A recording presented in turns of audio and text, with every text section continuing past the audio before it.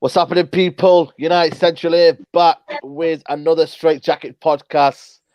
No, then take the floor, man. Take the floor. It belongs to us. Yes, it belongs to us. Piss off back to Stockport, because it belongs to us. my match reaction, man. None of you checked out, man. Man was vibing. I've seen it, man. Vibing, mate. Trust me. I even put it out there. I put it out there, bro. I did the preview on Friday, and I put Manchester's red. That's the photo of the... and I got a City fan on there, chatting absolute maca going, and then he knew it. He knew we were going to win. He was like, I don't know. I mean, yeah, your record is all right there. But you know what? I put the positive vibes out there. The boys delivered. Come on, man. The boys delivered, man. You know what I'm saying? Manchester's red. You get me, big up to the podcast. Musa shaking his head. He's a bit, it's 50-50, man. I will talk about it. It's not about being 50-50, bro. When you live in the city, bro, there are too many born-again City fans these days. Too many born-again. Too many born-again to like a lot of evangelical Christians. And all of a sudden, today I'm cycling about. People are locking their doors, getting their cars quickly, avoiding man like the plague, bro. It's like I've got Corona United on top of my head. People are like, no. Social distance away from you. That's true, though. Mate, with my chest out today. About town, mate. Like, what's happened today?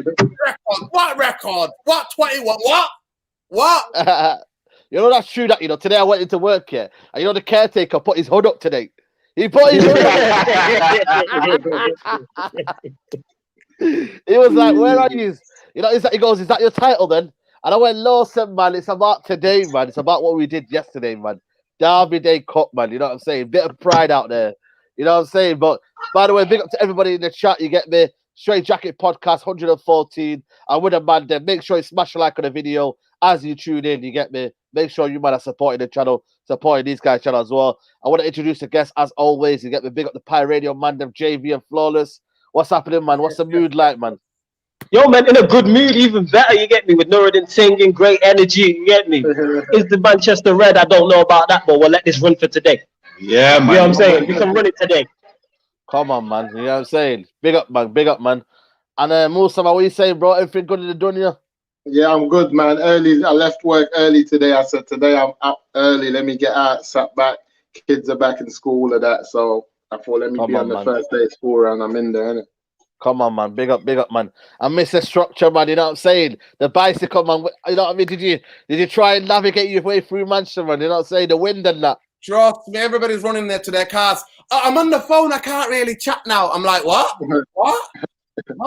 Everybody's incognito in it today as a City fan, in it, because they've been telling me they're the greatest team ever. The greatest team. Look at our record. 21 games unbeaten. They know what they said to me. We don't even concede goals at the Etihad. I'm like, you mean no Etihad? They go, I'm like, you mean the Etihad? Let me correct you. You mean the Etihad? There's only one man on his own there, bro. And that's why I say, whether we got fans there or not, whether there's Corona or not, we go there, mate. It's vibes. Ollie's got the number when it comes to that Etihad. Ollie has got that man's number, bro. He's got that man. Tell you, man, the fax machine, everything, man. He must be sleeping there overnight. You know what I mean? I'm telling you, man, must have changed all the duvets and everything and whatnot. and the grass. He must have added something to the grass. You know what I'm saying? But I've been asking for bravery, bro. I've been asking for bravery. Yeah. I've been asking United to be brave. Nobody wants to come on any of these channels and criticize Man United. Nobody. We want to see something. Give us something to be proud of. And especially Derby, man. I'm one of those, yeah. I grew up in Moss Side, and there was a couple of City fans because the stadium was in Moss Side. You know what I mean? Rushaw, Moss Side. So yeah. I'm taking chatter all the way through. So even when they were crap, I wanted to beat them and rub their blue noses in it. I wanted to beat them and rub it in it. So even when they beat us, even when I was like, we're going to do the double this season, I'm like, nah, I want to beat City. I just want to go stay in your place. Even now with all that oil money and that billionaire club, they still remind them. Like Micah Richards said in it, he didn't find that bad, did he? He found the alley, though. He found the alley. With a bottle in a brown paper bag there. Just drowning in sorrows, mate. Drowning those sorrows. Absolutely, man. But I like the bravery. The first 15 minutes was bravery. The next 30 minutes was shambles. Second half, by far, Man United's best performance of the season against any team by far. Because second half, we were a better team, man. We were a better team. And if we had any composure, they would have got slaughtered, mate. Yeah, Martial had a good chance. Have been murder, she wrote. Murder, she wrote. That's what it would have been, trust me. If we had any composure on the ball. Oh, absolutely, man. Musa, man, the judge is working, man. The judge, you know what I'm saying? I'm telling you, man, the judge is crazy, man. I don't understand this, man. I understand it's a derby and all that, and you know what, they have to perform, but every time all these jobs on the line, underdog FC, underdog FC. I told you, underdog. He likes it when the pressure's not on and when there's nothing for us to do. Like for me, again against City, I said that we talk about individual brilliance. We talk about the players, you know, turning up and putting in a shift.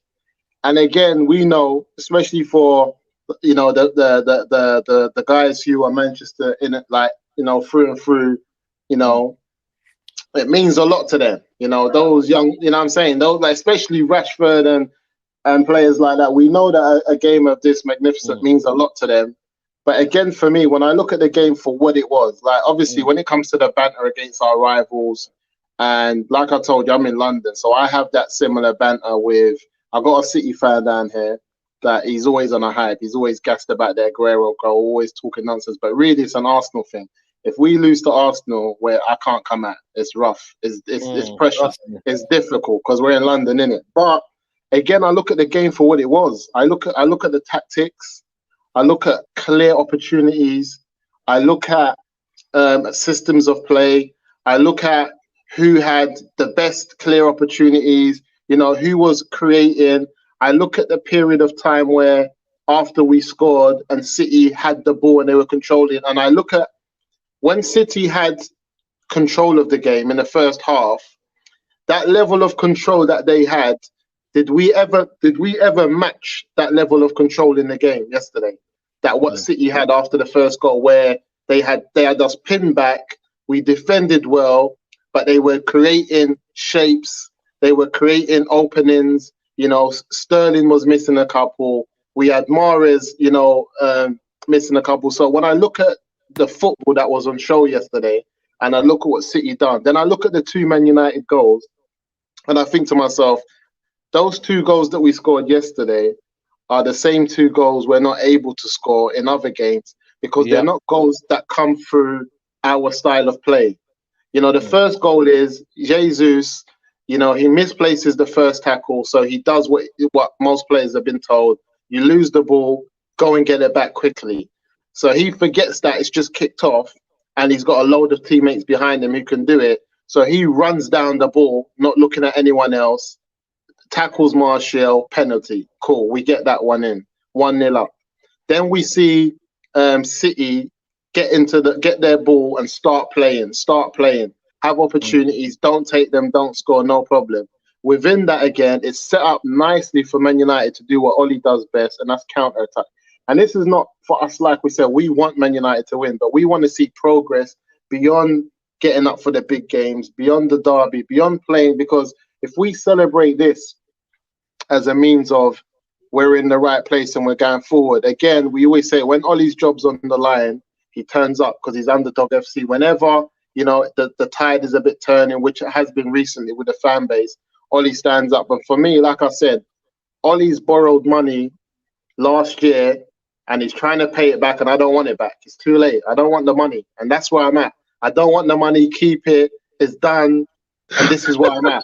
Keep the money. I don't want it. I'm not having it no more, because I just feel like, again, what reminds the game yesterday reminds me that Manchester United have some good players, some really good players. Because sometimes we come on here and we start, because of how the team is at the moment and how they're being coached, or as Norridin would say, they're not being coached by Ole. So whoever's coaching them's coaching them. Then Man United and the players that we do have if they do have good coaches, a good manager, they're already showing us that they have the capability to not challenge, because we're not challenging, but we're there or thereabouts. But we have the pedigree to really be, you know, champions of this league. We have the pedigree. The players have it. And I feel for us to go to the next stage and to the next ceiling, and this is what I said yesterday. When I saw Martial play yesterday, I said, I'm not going to talk about strikers again. I can't diss Martial again because I've seen it from the last couple of games. We don't play through our strikers. That's why Cavani, when he's been playing, he hasn't been getting anything.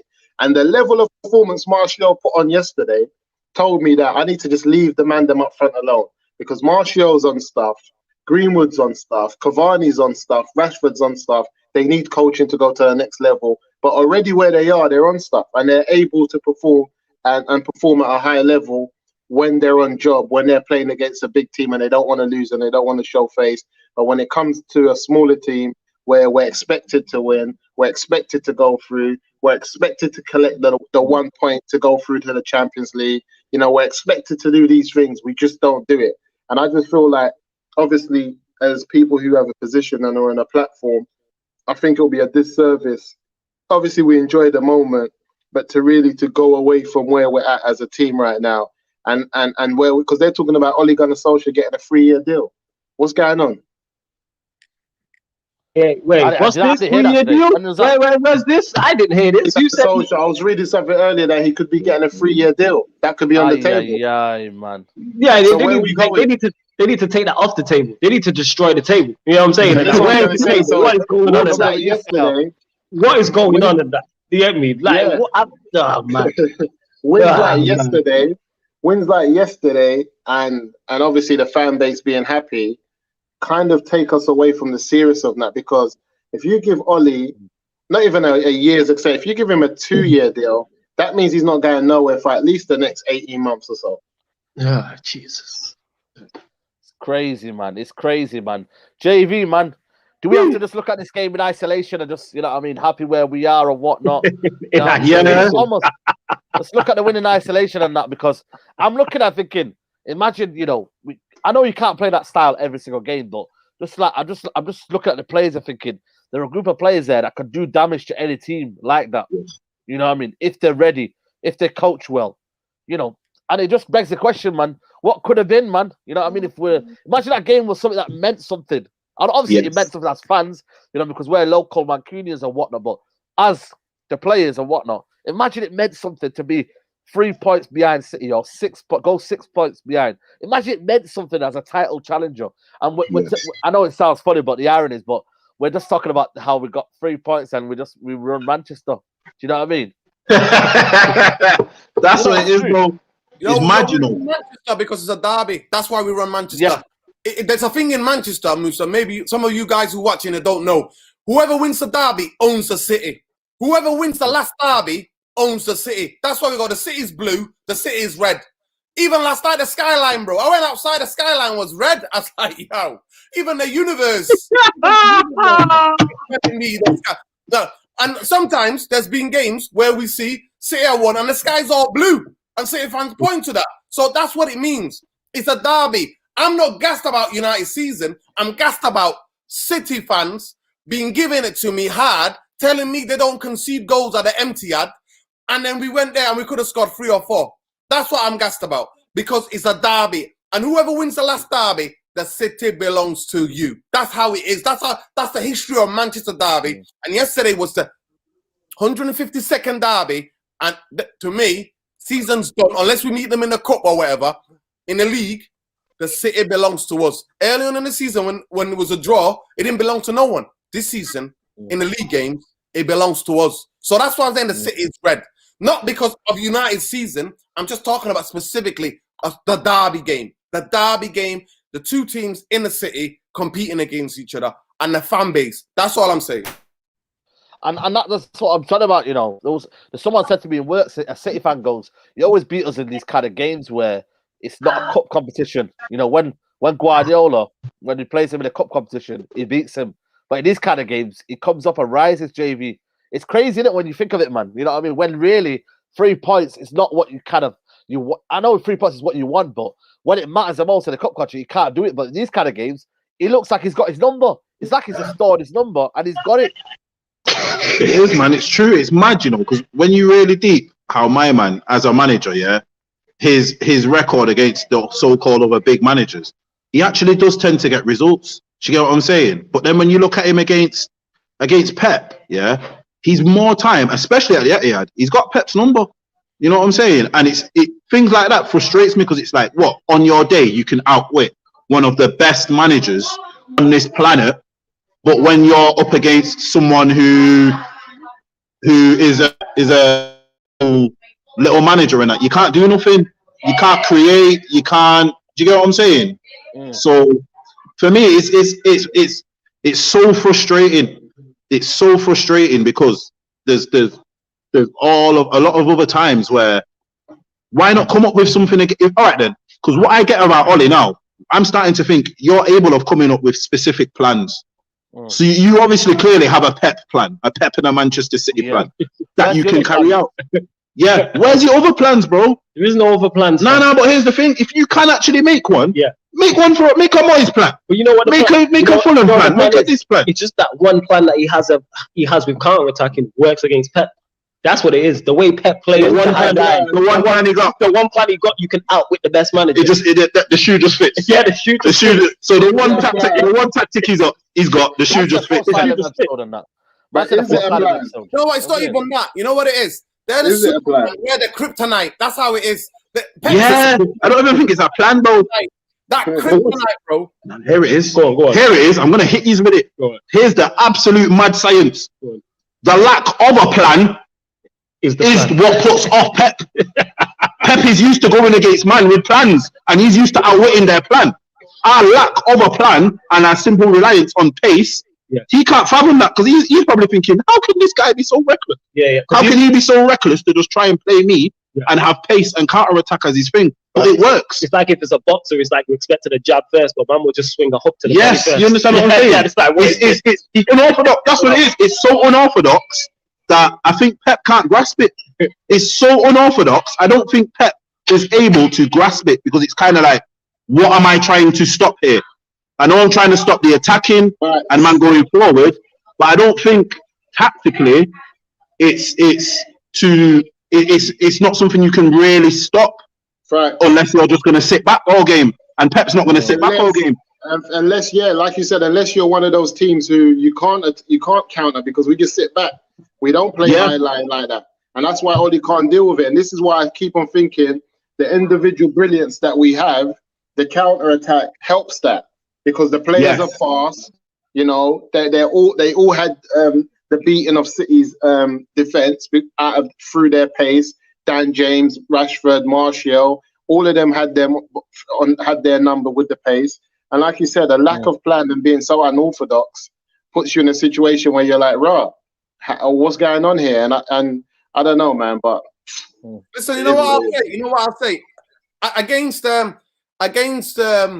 Sociedad, I put the tweet out and I said, I genuinely said, highline. All the rest of the teams playing us, please play the high line against us. Can all the rest of the teams playing us because we're deadly. We are devastating. We are deadly. If you push a high line, if you come with halfway line tactics against us, good enough. Trust me. And that's the biggest thing. And the team, and I can see what Ollie's trying to do, but I just want to take it back seriously. I don't want to say that's what that was because Musa said a couple of things I disagree with. Man United in the second half, that was the best performance I've seen. Musa, you said, can you tell me at one stage of the game that United were in control? United were in control second half. Second half is where we bullied them, where we had contained possession, where they look lethargic. Even Gary Neville is coming to the same. The energy's gone out of these boys. The energy's gone out of them, and we're just passing it around. But in that first half, in that 30 minutes, right? 30 minutes when they got the grip of the game and they got their rhythm and pattern, amount of wastage. You should have seen me. Little hair that I've got, I was pulling it out. Trust me. Little hair I've got on my head, I was pulling because I'm looking at Fred and McTominay and I'm like, could there be more wasteful midfielders in world football than these two guys? You need to buy Man United, if they're listening to me, they need to get people who can play in small, can manipulate the ball in small, tight, intense spaces. Because if we could do that, trust me, we could damage him. We've got him. And the biggest thing what people are forgetting, right? Look at City's squad to Man United squad. Man United yesterday had Cavani, the three of the most high profile, Cavani, Pogba, De Gea. I'm glad De Gea wasn't playing. I'm glad. I know. He wasn't playing either because Martial turned up, right? Literally turned up. He knows what it means. He knows what it means to turn up, right? And say that louder for the people in the back for all the Martial criticism and that. Yes, he should have scored the chance. Yes, he should. But minus that, he was exceptional in terms of holding up the ball. 100% success rate, pass rate in the final third. Are you mad? Put some respect on his name. You get what I'm saying in that? 100% success rate in the final third. My man did not give the ball away in that. No giveaways in that. Nothing. You know what I'm saying? No freebies. No freebies. Held off stones and was flicking. You see the kick-ups and then passed it over in that. You know what I'm saying? He's eating grass, Nordin. He's eating grass, Nordin. He eats grass. On my review, I said it. I said before, I talked to you about on this podcast, I talked about it. I said, for a season and a half, man like Stones was that officially a Man City footballer, but in reality, he was doing an apprenticeship at Tesco. You know what I mean? That's what Stones was doing, right? Man like Diaz brings him back, turns him to a centre-half. Yesterday, Martial reminded him just kindly, I still recognize you from Tesco, you know, with your levels. Nah, man, man said, I remember you from Everton, don't try it. You know what I'm saying? Yeah. Is that a Tesco in Liverpool, you know? Tesco in Liverpool. Yeah, I remember you. To me, all I would say that in that second half, I want Man United to play like that. I want Man United. Do you though, Norridine? Do you, Norridine, though? Second half. In the second half. Do you? In the but second do you half, really? If you analyze that second half, I felt like it was passes with no direction. We do it a lot. The midfield was terrible. You're on mute already. But the midfield was terrible. In the first half, it was. In the first half, I'm telling you now, like I said, I did a preview and somebody said to the derby, and somebody on the comment said, it's Stoke from Fred plays like he's from Stoke. I'm like, yo, it could be. It could be because the only Brazilian that can never pass a football can never pass a football. But I wanted to talk about more than anything. We'll talk about individuals. I'm talking about Henderson. Yesterday for me showed why there was not one time City put the ball in a box that I was nervous. I know, commanded. Let me say this. Go on. That doesn't mean Henderson is not going to make mistakes or it's not going to cost Man United goals. But Henderson, if you looked at the percentage of saves that he's made between De Gea and Henderson in the last 4 to 5 games, the percentage of saves is higher. You cannot invent Henderson to play against a bigger team because he can only play what's put in front of him. But anytime the ball is in the box, yesterday he came for one. He misplaced the pass, which was dangerous, in about 40 yards. The ball went about 40 yards. And then he came for a corner.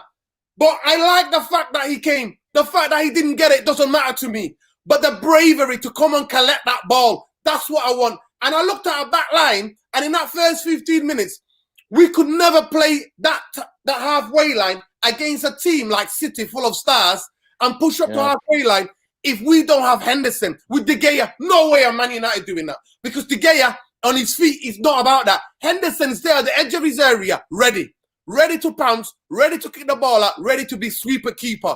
And modern football needs a keeper. I've been on this channel, and I've been on most YouTube channels, and all the receipts are out there, defending David De Gea, defending him. But I think time's now to try Henderson till the end of the season. I think it's time. Is it as easy as that, though? He's got 6 games anyway, and I think the proof will be in the pudding. I think it's a bit premature. I saw enough of him yesterday as well to know that when you've got a different type of hustle and bustle, it's going to be peak. I just feel like, I don't know. I'm not too sure about Henderson like that. But you know, Flawless. I'm Ridges, bro. No. One sec. Henderson ain't the answer yet, lads. I'm sorry. He's been saying this for the longest. He's not the answer yet. He's not the answer yet. Elaborate. Until my man, until his shot thing, he might be good, but what man need to understand, he's not even as good as young De Gea, who was making all the mistakes. He's still not as good as De Gea was when he was young. He's still got a bit of a way to go. But my thing is, if we're going to get rid of De Gea, we need to bring in another top-level goalkeeper. I don't want to see next season we go in with Henderson, Romero, and Grant. No, fam. I think we need another goalkeeper. Romero. That's what I mean. Yeah, it probably won't even be none of them two. That's what I'm saying. So I think we need to, if we're getting rid of De Gea, we need to get in a 30 keeper. and then we can really make Henderson battle. Because for me, he's good on his feet, as in kicking and that. But he's not good on his feet, saving with his feet. Do you get what I'm saying? So that for me, that's a vital part of today's game. I think he's. Can I come back on that, JV? Can I come back? Yeah, on yeah, that? Right. I will say this, yeah. No word of a lie, Saeed will tell you. I've defended David De Gea when the whole of the fan base was saying drop him. When people in Spain and all over the papers were slandering him, because I don't forget at times what he saved us, what he did for us, yeah. But one thing I would say, it might not be Henderson. I don't have the favour of Henderson. All I'm saying to you is that a modern goalkeeper that can sweep a goal like a sweeper goalkeeper, and that's not afraid to come for the ball. That's who David De Gea in that. Anytime the ball goes in, my heart rate goes up. I'm like that. Oh, he's gonna concede. He's gonna get bullied. That's true. And you know what? The man is even gonna go to the referee and go, he just pushed me. He's just gonna take it. He's gonna be placid. He's gonna be.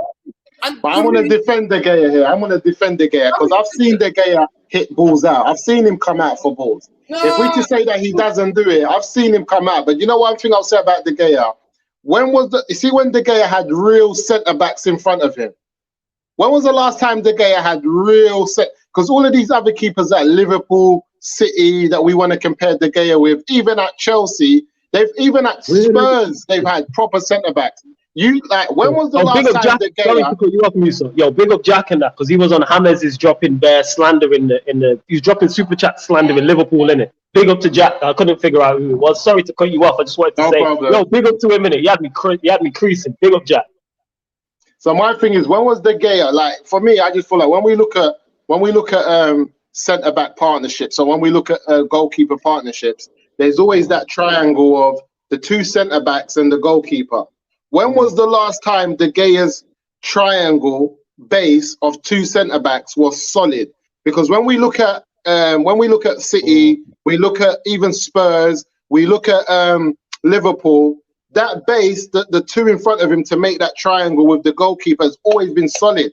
De Gea has to deal with scraps. He has to deal with scraps, and then and it's like the thing about De Gea, he's so good. We still expect him to be on job with the scraps. That's how good he is. Because other keepers will be like, you know what? Yeah, he hasn't got the best. But with De Gea, we still expect him to be. And another thing is, I think De Gea has set his own standard so high that some of those shots that he saves with his feet, we think they're normal. We think they're normal. We look at it and think, oh, yeah, that's De Gea. And then you look at other keepers where they should go with their feet and they don't, they concede goals. They concede goals. If we didn't have De Gea, that would be another one of our problems. It's concede. So for me, when I look at De Gea, I want to judge even Henderson, to be honest with you. When I say I don't think Henderson's the problem, it's not because I'm looking down at him. I'm just thinking until we get that solid centre-back pairing, then I can judge Henderson and De Gea. I don't think they need to be replaced because I don't think they're crap goalkeepers. But I think until we get that solid centre-back pairing where we can say, okay, cool. You've got two solid centre-backs in front of you. Why are you playing games for? How are you letting that happen? Why are you panicking? Why are you afraid? I think when we see that, then I'm going to be having this conversation because I feel like De Gea does so much excellent saves. Even this year, I think he's had a good season. But because of the whole team playing how they're playing, we're going to be like, De Gea. Okay, how many goals has De Gea cost us this season on his own self?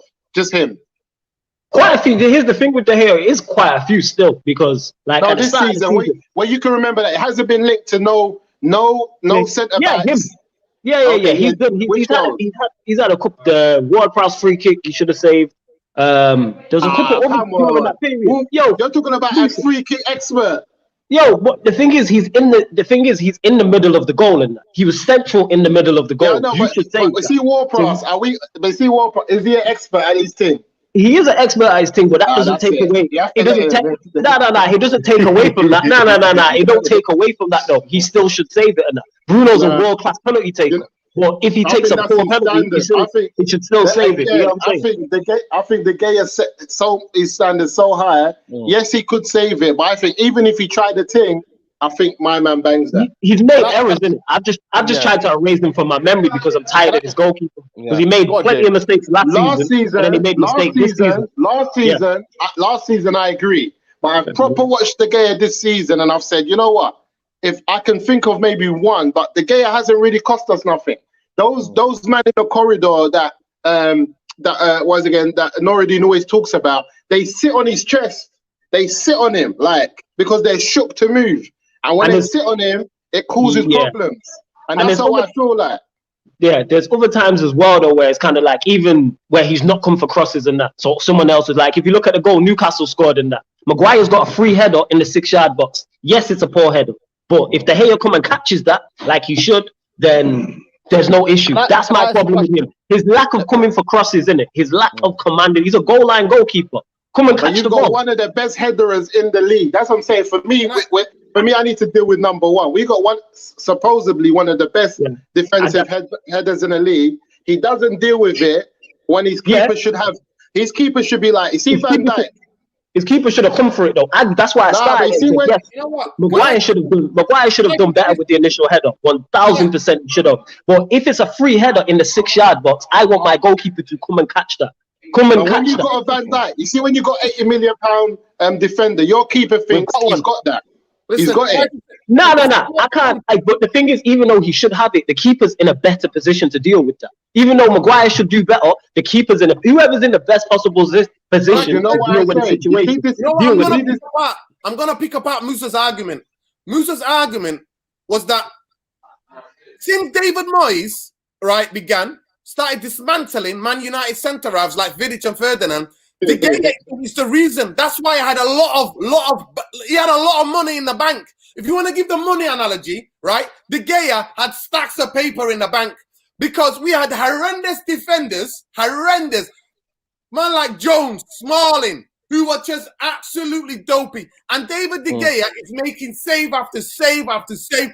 I look at Arsenal, I look at Tottenham, I look at him. He's the best. I'll give you this. He's the best keeper, making saves with his feet. He's like a cat, bro. He's like a cat. He's the best in the world at that. But after that, bro, I've defended David De Gea. So me now coming out, it's not based on just rashness. I'm not basing it I'm building the case against David De Gea. My last straw was against Sheffield United. The last straw when I was like, I've had enough of this. I can't. Because the Maguire and Lindelof, the way they are, you need to have somebody who's commanding. Teams, but he's never. Let me finish, please, bro. Let me finish. Teams work out a tactic to play against David De Gea. You know what? Finish. You know when they get corners, you know what they do? They never play the corner first time. Do you know why? Because United, we have half and half. We do half where people stand still and mark the zone, then half where they get against a player, right? So when Man United, when you whip the ball in first time straight to Man United, David De Gea is always on his line. He never commands. Let me ask you a question. Let me ask you a question. I remember 2005. Gary Neville did a video. Gary Neville did a video and talked about the contrast between David De Gea when he first came, right, to Man United, David De Gea in 2005. And you know what he said? He said he's improved so much on bravery and catching the ball and coming out and being aggressive and commanding his area. David De Gea now, in the last 2 years, this season, and especially last season, even though I was defending him, because that man had a lot of money in the bank in terms of credit, right? Listen. So when he's done that, when I watch him against Sheffield United and I see it against Newcastle, the tactic that teams have done is that what they do is they play the ball, the corner short. So the corner taker takes it, the next man takes a touch, gives it back to the other guy, and they whip the ball in. Do you know why? They whip the ball into an area, right? They stand on David De Gea's toes because they know he's the most bullied man. No, what about the super chat there? This is my argument already. Bullied goal. Here's the thing. There's more, but I can't think of. He has been at front goal. You know, I'll be honest with you. You won't find. Let me show you something. You won't find a mistake. I told you already. No, Noureddin.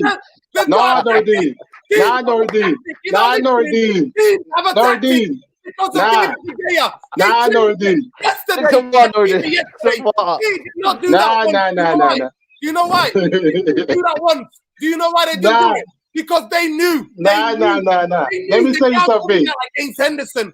I'm not accepting it. I'm Musa, not Musa, favouring let Musa go. Henderson. I Let am Musa not go. favouring Henderson. I am Nah, not. I'm not All accepting I'm it. saying is that, Saeed, I want a goalkeeper that can catch a fucking football at this club. Nah. I want a goalkeeper Nah. that can Damn catch right. a football. Nah. Let me show you something. Noureddin, I want to pick apart Noureddin's argument about De Gea. De Gea was the best goalkeeper in the world, for about 2-3 seasons in a row. Was he catching balls when he was the best goalkeeper in the world? Yeah, I said that. Yeah, I said he's gone back to what he was before that. He's gone back to what Cool. he came Now, to let me show you. United. Yeah, and you know why? Do you know why? Because when Alex left and we had Rio and Vidic and David De Gea grew as a goalkeeper, that adrenaline, that way of playing football carried on 2 or 3 seasons after. But then when he got used to playing with crap, his confidence went.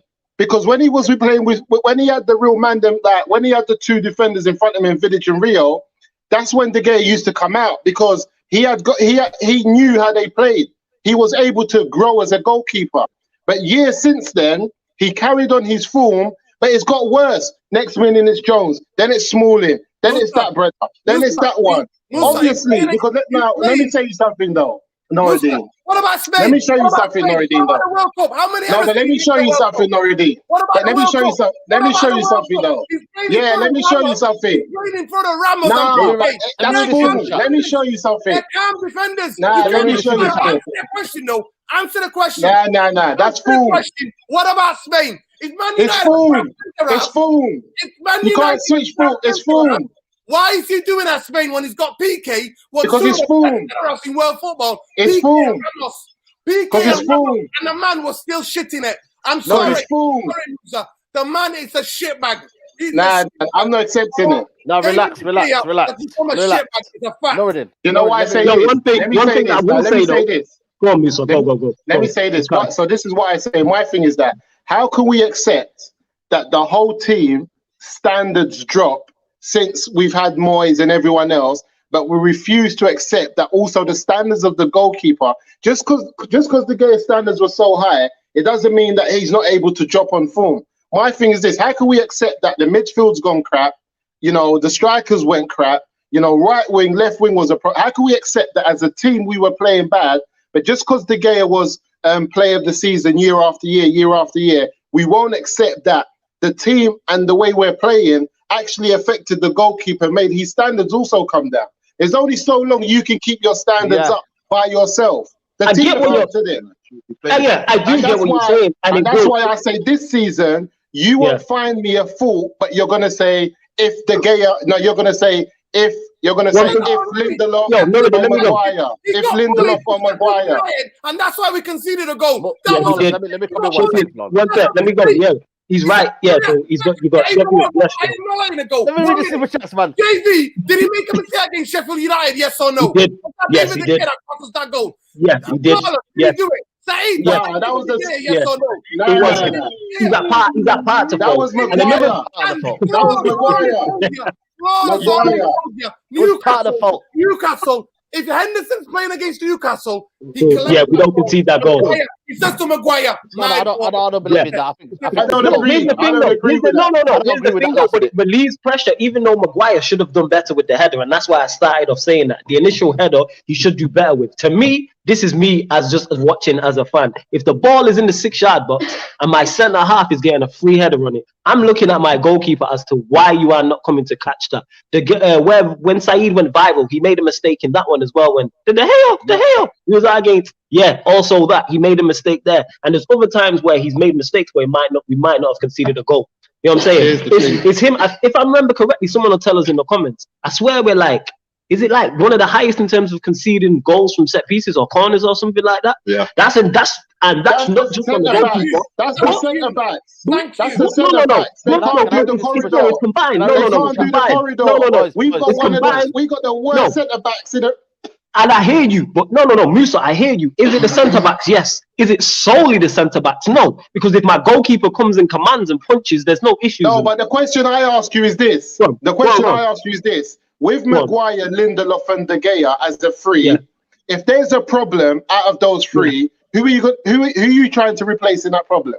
I'm trying to replace all So three of them. I'm not gonna lie. Let me give you an All of them, example. all of Let them. me give you an I'm trying to replace all of example. them. Let me give you an example. Let me give you an example. I'm My replacing example all is of them. this. My example is this.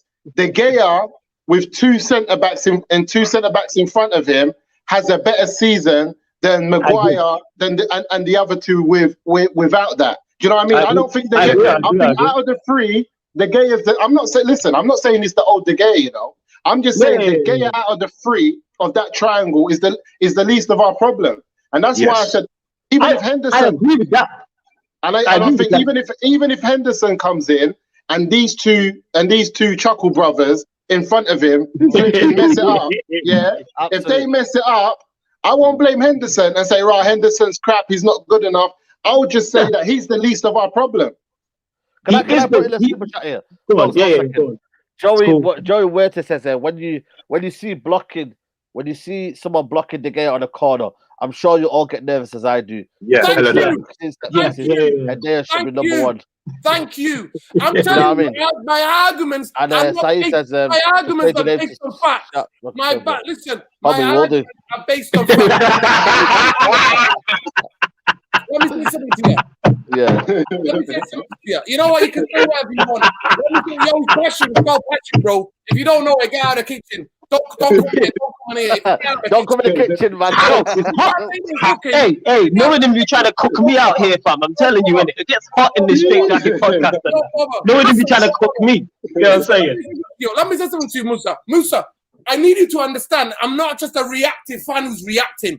I've watched David De Gea. I've supported David De Gea. Saeed will tell you himself. Yeah. I know that. Yeah. Podcast going, is De Gea's time done? And I'm there talking hell of a mad saying, De Gea did this for us.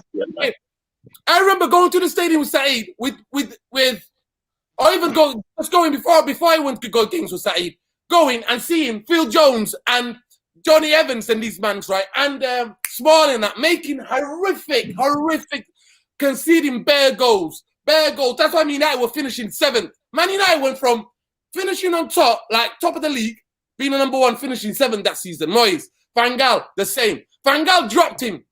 Van Gaal dropped David De Gea. Yes. People forget that because he was making hell of mistakes.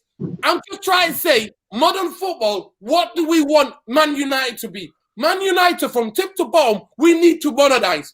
We need modern football. Yes. And the only reason why I'm pointing it out, I'm saying about David De Gea, is that teams had the tactic because of David De Gea's weaknesses to come and collect crosses and to be commanding in his 6-yard, 10-yard box. Teams used that against us as a tactic at Old Trafford and everywhere else. They used it as a tactic to come and bully David De Gea. And that's why I held my tongue. At Sheffield United, I was like, you know what, I've had enough. I'm anyone about him at this moment in time. You know what? The other thing is this. The other thing is the most important is this. David De Gea, I agree with you. He's not. So, of course, it takes a player can only be up there and he's set incredible form for years. He was so consistent. Like I said, without him, I'm not going to lie to you. In the last 8 years, especially 4 seasons, Man United could have been fighting relegation if it wasn't for David De Gea. Yes, 100%. And I said that, and I'm honest about that. David De Gea, in the last 2.5 years, 3 years, David De Gea he's been mad full of errors. And I know that goalkeeper is a funny position. Goalkeeper is a funny position because if you make a mistake, usually it leads to a goal. I understand that. What I'm saying to you is that the reason why I'm done with David De Gea is because teams have seen the weakness and are picking holes in our team because, like you said, we've got Timmy, Choco Brother. We've got That's what Moses saying. That's the problem. That's why I say this, Noradine. I'm with you. I'm with Noradine, but I say this. I believe Man United can win the league with David De Gea as the goalkeeper. I want to know, do you guys, if you believe then I get why you say he has to go. Because we need goalkeepers who can help us win the league. I believe that he pulls off enough saves during the season. And if he has a solid centre-back pairing in front of him, David De Gea's mistakes will not cost us the league. That's what I believe, because I've seen enough from Anderson. I've seen enough from the other goalkeepers at the top. Mistakes that they make, and it don't cost them the league. They're still thereabouts. It happens. But my thing is, I don't believe we can win the league with Maguire and Henderson. So that's why I go to them two. I believe we can win the league. If you tell me, if Man United go and get, I don't know, Upper Meccano or someone, and we pair up. Yeah, we go and get someone, and we pair up someone with Maguire. Another defender. I believe Man United can win the league with De Gea in goal. The minute I don't believe that is when I'm going to call for his head. This is why I'm not saying that he's the same De Gea, but I'm not going to call for a head. You know why? Because like Noradine said, I know the goalkeeping position is dangerous. Look at Chelsea, how long they've been trying to solve it. They went and spent money twice, and it's been peak. Not easy over there. All right, then. So my thing is this. 1 second, JV. Noradine, you will be shouting when you get smashed in Europa League finals, so save your shouting until then, you know. How about you man get in the top 8? Wait. How about Arsenal get in the top 8, innit? You man get in the top 8 first, and then we have this conversation and that. No, Flawless, you know why he doesn't know? I hate the Europa League. I'll be celebrating. I'll be shouting. Go on, Jamie, go on. Competition, James. Let's come back to me, the De Gea vs Henderson podcast. But you guys, as we finish this, you guys, do you guys think we can win the league with De Gea in goal? Then I'll know what you really think of it. Yes. Here's the thing, even though I think, obviously we need a new manager and we need better centre-backs and that. Even though I believe with better centre-backs, a better manager, De Gea could, doesn't mean we can't improve, because I still think he'll cost us points at times. Yeah, but his lack of coming for crosses is a major problem for me, innit? Like, that's one of my pet peeves and that. Come and relieve the pressure, and I've seen you do it too many times. And sometimes you get away with it, so it doesn't always cost you a mistake. All right, then. You need to be brave. But I think we can win it? Yes, but we can improve on that position now. So that's what I'm saying is still, I've wanted him gone anyway. From the start of this season, I didn't want him between the sticks. So that's like what certain people were saying about Aaron Wan-Bissaka. He's a good right back, but we might be able to improve on that position. But he's not someone you're saying, let's replace him straight away. Yeah, with De Gea, because we have is, you know what? I'll get back to you on that next week. That's a good one. That's a good question. I don't legit don't know. Let me think on it. I've not thought about it. But go on, James. I'll put it to you as like this. You see this whole De Gea thing? Man need to really deep it and really understand. Yeah, we know what De Gea can do. So as much as this guy could make 3 mistakes in the season, which cost us goals. We've got so used to him flying into the top corner, even in a bad game, and pulling something out the top corner. Yeah? That we cannot straight away just go, yes, get in Henderson. Because what we have to understand, there's certain games we play, we've seen De Gea save us. And I mean, like, save us. Like, differently. Yes, do you get what I'm saying? I ain't seen Henderson do that yet. So I can't put my eggs in no Henderson basket.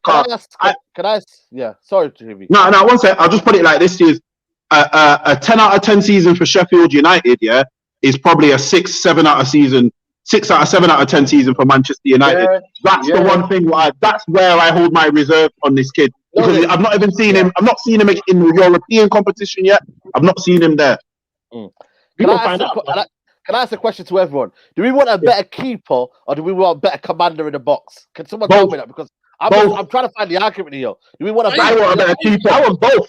I want both. Saeed, you know, most top keepers in the world are both. I agree with JP. And Musa, I want to answer your question because I'm not answering it. I started the season, I would have said, you know what, we can win the league with De Gea. Now, teams have changed their tactics to literally highlight De Gea and target De Gea, and De Gea's not come up with any answers.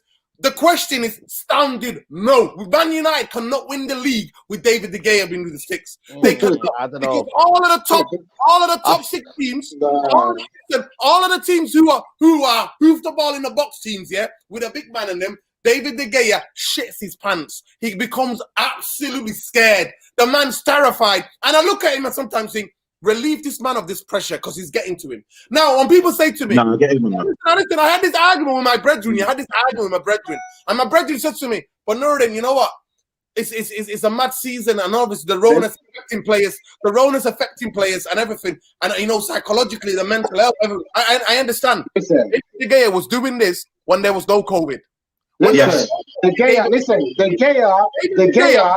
Gea has let goals in. Listen, let me finish your point, Musa. I'll let you in, honestly. I'll shut up, right? Are you sure?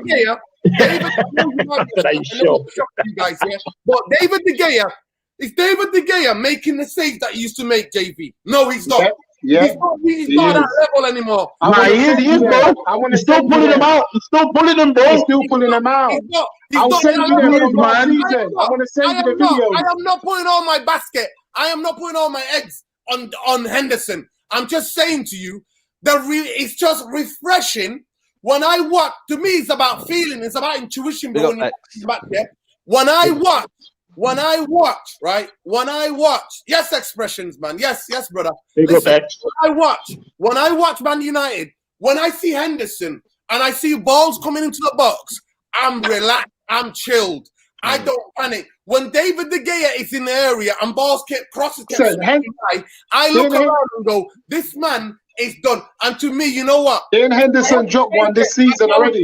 Then the ball come in this season and Henderson dropped one this season. When did this season for us? I've already qualified. I said Henderson will make mistakes. He's not hit the ceiling as David De Gea's hit. But do I think he deserves a chance? I believe he deserves a chance. I mean, that's not the question, though. That's not the question. My thing is this. What I'm saying to you is that teams have used targeting David De Gea. That's it. And nobody can tell me that's not happening. No, but my thing is this. Let me show you this. Listen, my thing is this. My thing is this. David, listen, you've all seen it. You've all seen David De Gea let a ball in or do a stupid mistake. And in the same girl, you know. That's the same girl, you know.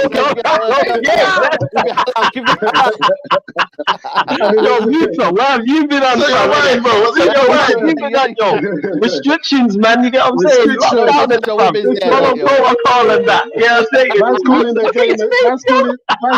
game a girl. That's the same girl, you know. Chill out,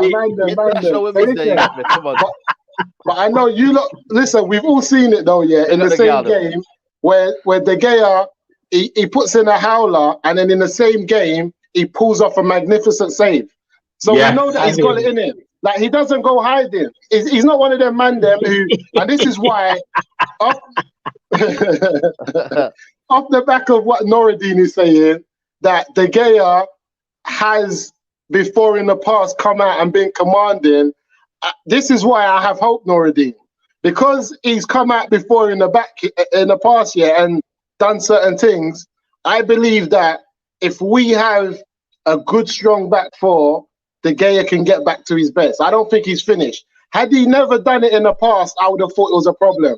But the fact that I've seen him let in goals and then still perform in the same game, like he doesn't let it get to him. You know, certain man, they let in a goal and then they go missing. Look at Liverpool's goalkeeper the other day. As soon as he done one mistake, he just crumbled. He just started letting off pure mistakes after the other. You know what I'm saying? But De Gea comes back. So what I'm saying is to Noradine is that wait till we get a good centre-ship partnership. Let's see if De Gea doesn't come back out again and start grabbing balls, because we've seen him do it in the past.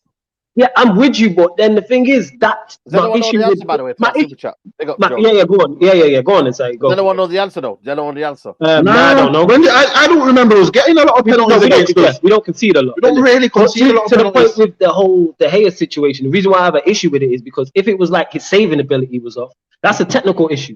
Coming for crosses is not a technical issue. That's a mentality issue. But he used to do it. He used to, but now you stopped. So to me, that's so mentally why? So the question I'm asking, Flawless, is that why has he stopped? Let's look at that. I think it's a mentality issue. No, it is though, bro. You're onto something here, you know, Musa. Could be a goalkeeper coach thing as well. Yeah, when his goalkeeper coach thing, when he signed a new deal. His goalkeeper coach left. Yeah, when he signed a new deal. Centre backs. Because what I'm saying to the goalkeeping coach. What I'm saying to the man there, what am I saying to the? He had an argument with his goalkeeping coach. And it affected him. And it was his close friend. And let me remind you guys, David De Gea is in the top 5 high-paid players in the world football. He's the highest-paid goalkeeper in world football. He's not even close. It's not even close. You know why though? He has commanded it. He has commanded it. from the past, from them 4 seasons when he's player of the year and that, and we really have to sit down. The club can't think of a good goal. Yeah, trust me, bro. Our goalkeeper. League One is the coach now. He is. It's League. So Yeah, it's League One. I remember the thing is when I saw the interview with his goalkeeping coach, he said that De Gea went ahead and signed some type of contract, whatever it affected him. They were proper close. He felt let down. Like it's when he signed a new deal. So what it was in his own contract, De Gea could pick his own coach. But when he signed a new deal, he could. When he signed a new deal, the club got to pick his coach, which lets me know that's not a skill issue. That's a mentality issue, and that's my biggest problem with it. The things we are not coming for crosses is not a skill issue in that. You either come for the crosses, De Gea is young. I think De Gea. I don't want to call him that, but that's what it seems like. I've seen him come. It was at Liverpool. I think it was either last season or the season before, and it got ruled out for a free kick, and it was never. I think Van Dijk scored. Yeah, the season before, Stroll just told just goes there, and it was Van Dijk. De Gea is young. Because my thing is crosses like this. You know what I'm saying? Nah, Moose is right. He's young. De Gea is young. Yeah, my thing is De Gea is young. He's younger than the Man City. He's younger than Man City's keeper and Liverpool's keeper, if I'm not mistaken. So my thing is De Gea is young. So De Gea can go away. De Gea's 30. Yeah, that man are 31. Yeah. That man are 31. He could get it. You know what, Musa, you're onto it. 31. He could get it back. He could get it back. He can get it back. That's what I'm saying. So can we afford to just let him go rather than try to get him back? Ederson's 27. All I'm saying, I can only talk about the evidence. I haven't got hindsight. I've defended David De Gea, and all I can talk about. How about Alisson? How old is Alisson? Yeah, all I can talk about is David De Gea, and I agree with Flawless. It's a mentality. That's why I get heated, and you know, I'm getting heated, right? I'm getting heated and calling him a shitbag because when I'm sitting there, I'm just like, David, you've shown us before that you come through and punch balls. Why are you not doing it? Why? What do you think, though? You know the thing about it. I'm gonna tell you now. If Henderson, it's got a coach that says to him, stay in the 6 yard. Henderson, by nature, it is quite confrontational. He thinks, I'm a goalkeeper. I'm gonna go and do it. Not that Henderson has pulled up any trees. Like I said, Henderson will make mistakes, but I just want to see till the end of the season. We already know what De Gea can do, what he can't do. Give Henderson the opportunity till the end of the season. To see. Yeah, I want to see. I know because you're sold on him. I'm with Nuruddin. Let's see. I want to see how good he is. I'm reserving judgment. Let's find out because if Henderson isn't good enough, that means we have a major problem because we got 2 goalkeepers on big money and neither of them are at the level. That's the problem already. That is the problem. We got two goalkeepers. Check this. Here's the problem. We've got 2 goalkeepers. One who we know was very good, and he's on the decline. We've now got someone who is a young pretender. Keyword pretender. You get what I'm saying? I don't believe in this. I don't believe in this kid. I just think it's English hype. I think it's English player hype. Yeah, this will die out, or you'll go to the Euros, you'll have a stinker, and it'll be shit after that. That's what will happen because he's an English player. Yeah, but I honestly think, we don't know what he can do yet. I'd loan him out again to a bigger team. You get what I'm saying? Because the mentality is key for me. Mentality. What I'm struggling with is I've not seen you for Manchester United. Yeah, you know what? Give him to the end of the season because I need to see this guy. Yes. I need to see this guy save us. I need to see you save us. Can you do what De Gea has done? Because as much as this guy is on the decline, for me, De Gea was 100. He's now declined to 80% of what he was. I don't think Henderson is even nowhere near De Gea's 80%. He can just do one. He's just got one attribute which De Gea doesn't have. But when you match him up to the rest of De Gea's tributes, he's nowhere near him. This is what I'm trying to say, bro. If Henderson ain't English, we're not even told he's good. This guy is English. You know what I'm saying? Trust me, bro. Listen, JV, I agree with you, but that's why we have to play him to find out. This guy's oh God. That's a gang business. That's an expression. Before we need Kojo funds, bro. Listen, Saeed, my last point on De Gea. I love David De Gea. David De Gea has made me happy. And I'm going to apologize for calling him a but that's what he seems to.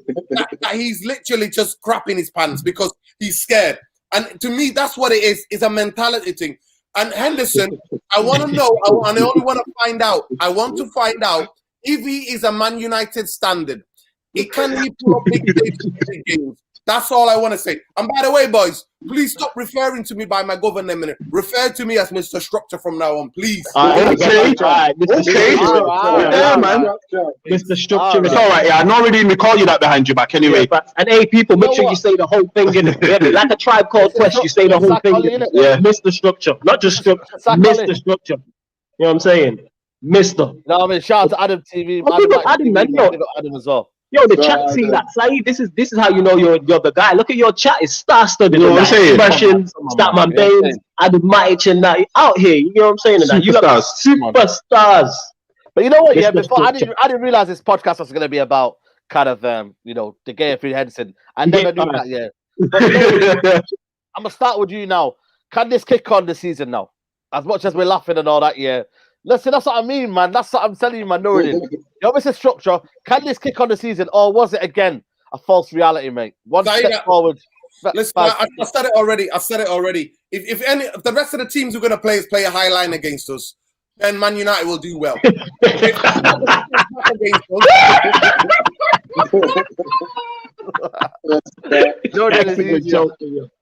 That's a dirty decision to say less. I'm gonna find his government now.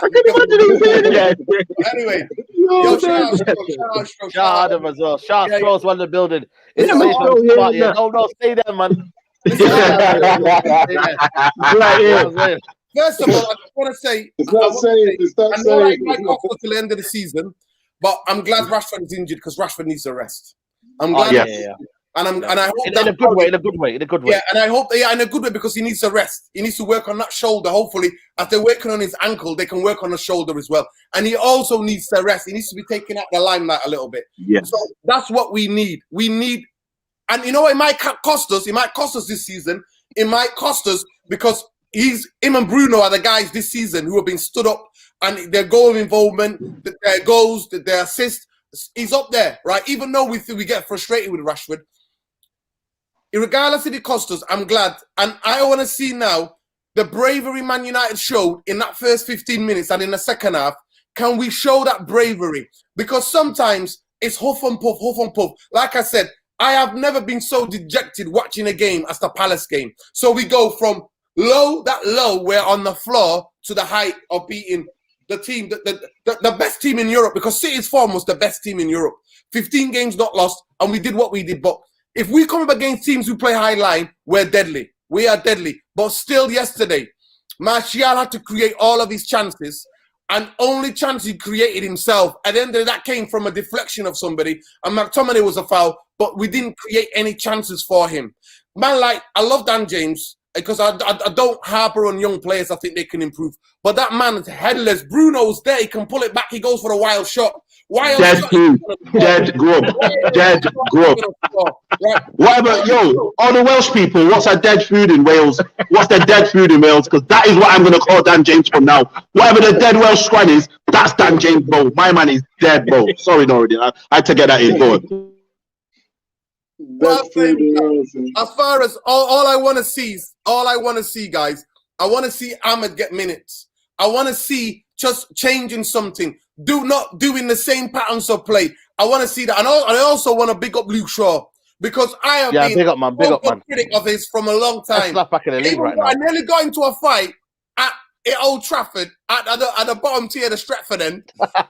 I know. I was like, this man ain't doing it. I nearly got into a fight with another supporter in front of everybody and kids, and I lost my head, or I lost my temper, right? Because I was shouting at him saying, get up that pit, get that ball in. And I just want to say to Luke Shaw, yesterday I thought he was magic. Him and Martial, by far the best two players. And I also, I'm on here, I don't think they're good enough in the long run. I want to shout out Lindelof. He only had one mistake yesterday where he slipped. And Sterling could have scored. Sterling. I said it on my match reaction. I said, Sterling's a United fan. When you're in love with Man United, your body wants to score against Man United, but your mind always says, nah. That's why Sterling against Man United. Sterling for Liverpool against Man United, 0 goals. Sterling for Man City against Man United, 0 goals.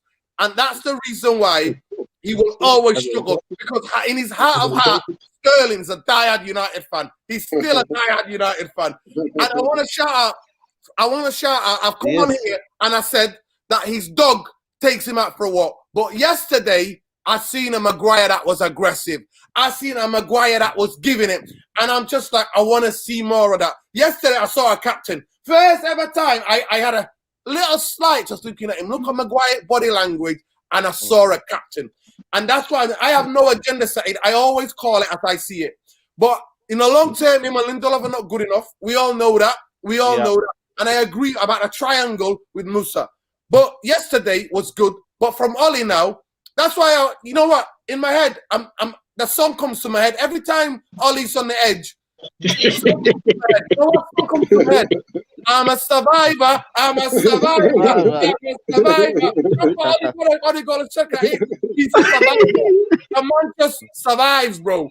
It's like the man is dead on his feet at the edge of the cliff. You know what I mean? There's no barrier. There's no rope. Magically, just comes back. I just want to see a bit more progressive football. West Ham game's not going to be easy. Milan game are not going to be easy. So the next two games will tell a lot from our season. The next two games will tell us a lot about our season. Musa, I come to you next, man. You know what I'm saying to you? Is this a kind of the judge working, or can we build on, man? AC Milan I told you. Ole borrowed money last year. He tried to pay me back yesterday. I don't want it back. I don't want it back. I don't want the money back. It's too late. I don't want it back. So for me, I don't want to hear no contract talks. I don't want to. Listen, it's 3 years work. This is 3 years of Ole Gunnar Solskjaer, Man United. 3 years, guys. This is it. 3 years of Ole Gunnar Solskjaer, Man United. This is where we are. This is the type of football playing. We've also had one of the craziest seasons where opportunity has fell on our feet. They're taking full advantage of it. It's fallen at the feet of Everton. They're taking full advantage of it. It's fallen at the feet of other clubs who are taking, like Leeds United. People are taking full advantage to establish themselves in better positions this season. It's fallen at the feet of Man United. Yesterday, we were like 9 points behind City just the other day. Yesterday could have been a game of we beat City and we go 6 points behind them. But again, somehow, you know, we just allow ourselves, like for me, I'm not having it. Ole, I didn't want to get into it. Remember the last game I came, I was onto Ole. I just think, you know what? I've seen enough from the squad though to stop jumping on players. I've seen enough from Martial. I've seen enough from Rashford and all of these players for me to stop getting gas and start being like, oh, Martial's not doing it. We need to do it. I've seen enough for them to know that these are players in the long term that we should hold on to. They've got the ability, and I just feel like it's been a long time since they've been actually coached. I think since Van Gaal left Man United, I don't think these players have really had anyone who has that love for young players and has been on progressing them and moving them forward. I think Van Gaal had that. I think Jose came in, brought in some old boys, pretended to like young bucks, but really was not on it. And I think since then we haven't had that. So I feel like these young players have had to deal with having Jose Mourinho and then having someone like supervisor Ole Gunnar Solskjaer come in, and it's all long. You know what I'm saying? So for me, I just feel like until we get a coach who can really create some type of proper footballing system at Man United where we can be in I see all of this, you have to give him time, All of the managers who have ways of playing go into their teams and we see them start playing it. We see it. Why is it when it comes to Man United, we got to give them time? We see what they're trying to implement. We saw it with Van Gaal. We used to go and out-possession everyone. Van Gaal was a possession man. We will go to Liverpool City and out-possession them, and we know what they're trying to do. So I'm not accepting it from Ole anymore. I'm just waiting for us to get a proper manager, and then we can start enjoying the wonderful players we got. We're talking about we need a player who can take a ball in a tight situation, control it, and let it go. We got Donny van der Beek. What's man talking about? We got Donny. That's what he does. That's what he does. We've got that. So if man ain't seeing that, where are we going with all that? Well, it's vibes, isn't it? Vibes, isn't it, man? Flawless. Vibes, you know what I mean? Kind of wrap this podcast up, man. And JV, I start with Yeah, you phones yeah. first, man. Can we push on now? Or is it, yo, man, listen, don't get too gassed. Don't get too gassed. Yes, enjoy the moment, enjoy the bragging rights, but push on in terms, the Premier League title's gone. So we can't push on within that. One thing about us is that we are consistently inconsistent. So this result is not a springboard to anything. If we went and drew to West Ham on the weekend, not one of us four would be shocked. One of us five, sorry. Nobody in the comments would be shocked. Or Because even if that we is get beat, typical. even if we get Yes, beat. even if we get beat, nobody's shocked. Would be upset, would be mad, but no one is. So in terms of a springboard for anything like that, no. We still obviously have the Europa League and the FA Cup to play for, and we've seen these results come up before. I said it on live streams with you, man. In the past, I said after the Crystal Palace game, that's the worst defense I've seen of people who back this manager. Normally, when you go on social media after a Manchester United poor performance or a loss, there's a back and forth between the two. But I've seen very few people talking about it, and every time it looks like Ollie's gonna get pushed over the edge, these men turn up with a result. I said it already. I said in the next 4 to 5 weeks, Manchester United will get a result that nobody expects us to get. I didn't think it would be Manchester City, but lo and behold, it's Manchester City. Now Ollie's got 4 or 5 weeks in that. Who knows? We might go on a good run again, but the league's gone anyway. We can look to the Europa League, the FA Cup, hopefully try and win something again with the individual players we have. We have a chance, but we know it's not a springboard. We beat City 3 times last year, was it? And what did we win? Yeah. You know what it is? See this. It's a springboard. Huh? I was just gonna say, you know, someone said to me today, man, if only Ollie played that out in the cups, man, you know what I mean, and the well it batted the most, you know. Exactly. Because you can't play counter-attacking when you've got the ball, and that's the problem. And you know what it is? More time in a cup game, no one's gonna give you that chance to counter-attack. Yeah. If that's a cup if that's a semi-final, what manager is gonna set up so you can counter-attack them in the semi-final? You know what I'm saying? So here's the thing. What I'll say about the spring, is it a springboard? The only thing that this match is a springboard towards false hope. Yeah, it's a springboard. You can jump on that springboard, and you can jump, and that will take you to false hope, my guy. Yeah, that match there. Yeah, trust me, man. I'm telling you, bro. They say dead mattress on that. Yeah, I'm telling you, bro. You know what it's like. You know when you're having a bad day. You know when you're having a bad day and you have an excellent dream, and then you wake up and everything's shit again. That was that match. That was that match. That match was the dream. So we had the nice dream. We wake up. We're back to reality. It's West Ham. You know what I'm saying? Moyes is going to have more of a point to prove. You know what I'm saying? Because Moyes is feeling huge at the moment. Moyes is feeling big. He's feeling like a big man. Moyes is all looking at Ollie like, you know what I'm saying? You should have kept me. You know what I'm saying? I could have done a little something. I'd be playing Donny. So Moyes is going to have a point to prove. You know what I'm saying? So we will see. But springboard for anything, no. Simply because I've seen him do this too many times before. It's almost like someone cheating on you and then after going, no, I'll never do it again. No, I'm not stupid now. This is the 9th time. You know what I'm saying? I'm not going to take you back. I'm not accepting you back. So I'm just waiting for you to leave on your own thing. You get what I'm saying? But yeah, there's no springboard. It's you know what it is? We are literally, we're going to be happy one day, we're going to be sad one day. You know what I'm saying? Yeah, emotional roller coaster, bro. That's all it is. We're on the big one at Blackpool. Not even emotional roller coaster, because I'm not on it, because I know how this ends. And I understand what this team is. This is why I have no belief. I am broken. You know what I'm saying? You can't break something that's already broken. And I have no faith in this team. Yeah, man already, you know what it is? Man already know what it is. Man already knows. We already know Ollie's worthless. So there's nothing that he can do. You know, there's nothing that he can do that's going to shock man. I know you're incapable. For anyone who don't know worthless, you're incapable. You know what I'm saying? This man is incapable of doing certain things. So we just enjoy the good moments. Yeah, I'll take the good moments. City, again, with the individual players we have, we are going to win games. So we got to enjoy the Manchester City game. Enjoy it, man. And if we are going to enjoy it. Enjoy it, innit? Listen, the only thing that I would say is that I've backed Ollie. Most know that I've backed him and I've supported him. But for him to get a big contract, if Ollie wants a big contract at Man United and wants to sustain, he has to go and get 2 of the best experienced tactical coaches out there in Europe. It cannot be boys, jobs for the boys. And the other thing is that he has to erase the favoritism that he has. And then hopefully we have to pray and hope, because like Flawless says, I agree, we all pray and hope.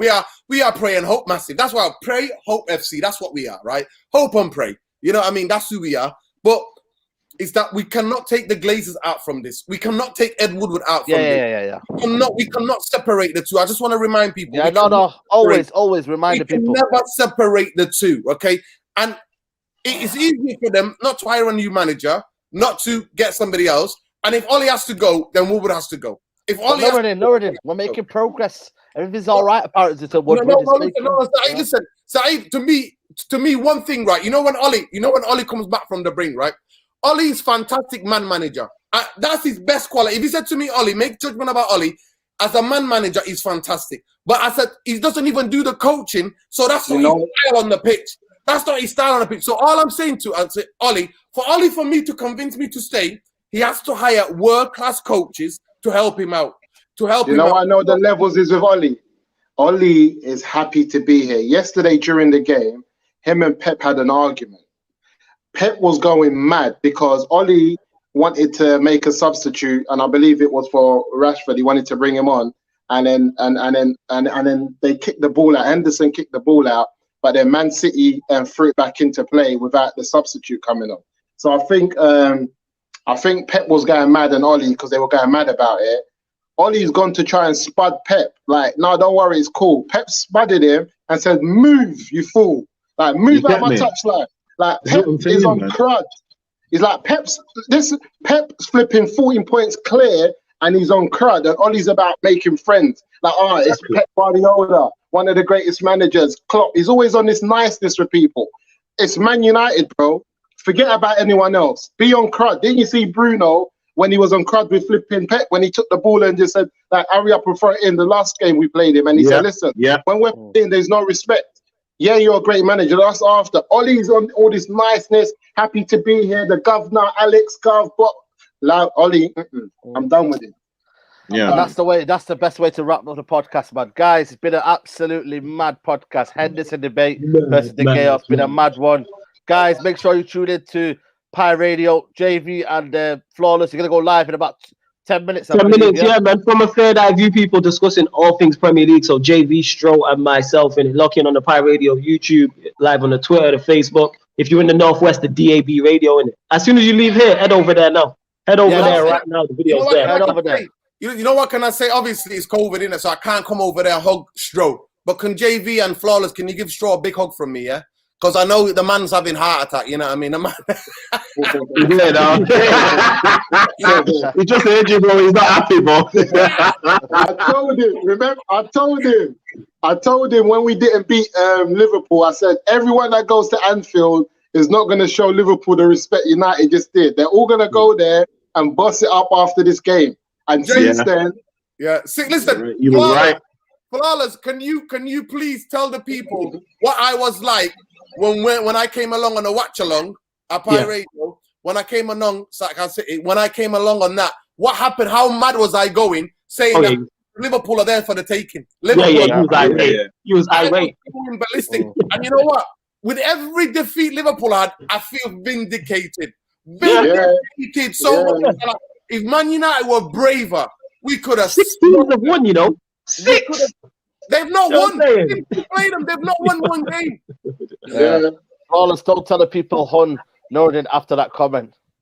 You know what I'm saying? Yeah, don't tell people. Oh, yeah, Norden, man, shout out your channel, man. I love you. Stro, I love you. You should hear me. You should hear my cousins. You should hear all the people I went to Liverpool with. They're all on suicide watch, bro. They're all on suicide watch. I've had to call some numbers, bro. I've had to send them some people they can talk to, counselling numbers to all the Liverpool fans. So I hope JV and Flawless are making sure that Stro is all right. And I mean, he's all right. He's not going to do it. Right? Because it's just... follow with JV as well, people. You see that Deco Night? Follow JV right on the socials, man. Yeah, his numbers up on the socials. On Twitter, man. Get on Twitter, people, and make sure. Norden, man. I just want to say to people, just quickly, I've started a channel. A lot of you have been banging on to me for about 2 years. Start your channel. Go subscribe. Where are you? Where are you?